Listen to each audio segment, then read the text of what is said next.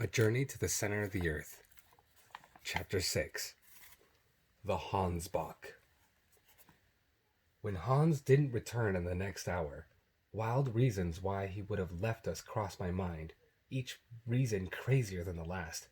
I must have either been half or wholly mad. Suddenly, I heard the sound of footsteps coming up the tunnel and saw Hans's light shining on the walls of the passage.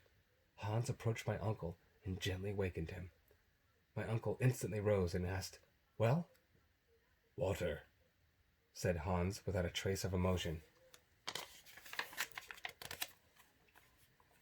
"Water! Water!" I cried wildly, clapping my hands and jumping up and down. "Where?" asked my uncle. "Below."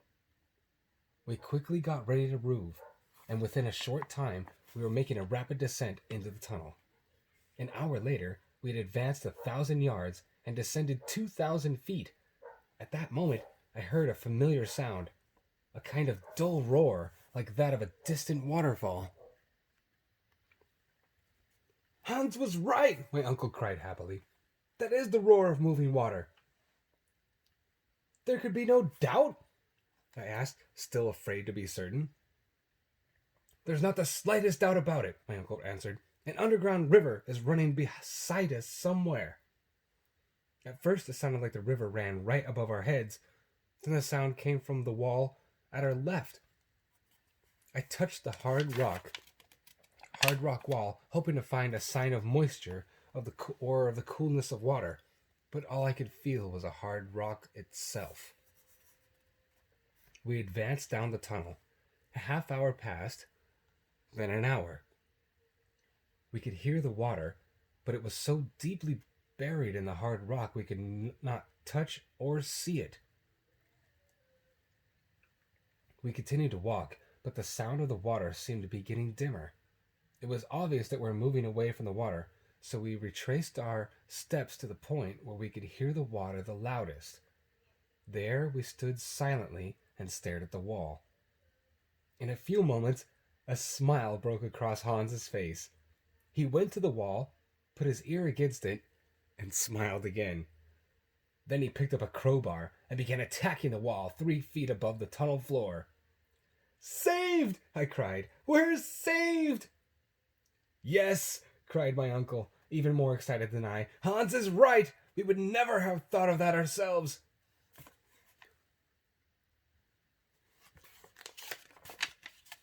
After an hour's work with his crowbar, Hans had made a hole 6 inches wide and 2 feet deep into the rock. The hole could not be wider, or else it would bring the entire wall down on Hans and on us. The waiting was terrible. I could taste the water so much that my lips and throat became even more parched than before. My uncle and I were just getting ready to work on the wall ourselves whatever the danger, when we heard a loud, welcome hiss. Kss. Then a jet of water burst through the wall with such force that it hit the opposite side of the tunnel. Hans cried out in pain. I did not understand why until I plunged my hands into the sparkling water and drew back with a wild, frantic cry. "Ah! It's boiling hot!" I cried in disappointment and pain. "Well, never mind," my uncle answered. "It will soon cool." My uncle was right. In a short time, enough of the liquid was cool for each of us to have a long drink. We drank greedily, without really tasting the water at all. Afterwards, I realized that the water had a mineral taste to it. "Since we are the first travelers to discover this stream," said my uncle, "I think we should name it after Hans." "Agreed," I said. We named the stream Hansbach, or Hans's stream. I wanted to fill our goat skins with the precious liquid, but my uncle explained that the flowing water would follow us in our descent and provide refreshment when we needed us. "Then there is no reason why we cannot now continue on our journey," I said. "Aha, my boy!" my uncle said, laughing. You have finally begun to believe that the journey is possible. Not only possible, sir, I said, but I am now confident of our success. Let us get on with our descent. But my uncle was not ready. Just a moment, he said. It is night, and we ought to sleep for a while before we continue. By the next day, Thursday, when we awoke, I had forgotten all of our past suffering. We had a good breakfast, drank our fill of the water that had been cooling all night long, and began our descent at 8 o'clock in the morning. The tunnel moved downwards in twists and turns to the southwest, according to my uncle's compass. That day and the next, we did a considerable amount of horizontal but very little vertical traveling, although at the times the way did get steep. On Friday evening, the 10th of July, we estimated our position to be 90 miles southeast of Reykjavik,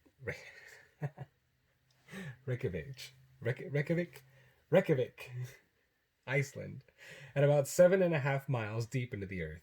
We now received a startling surprise.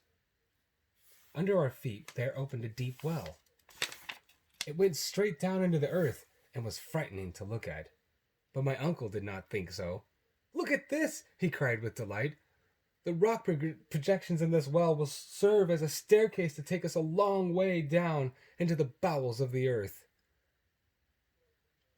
Hans got out the ropes, and we began our descent into the well. We were, in fact, descending a narrow spiral, much like the staircase found in some homes.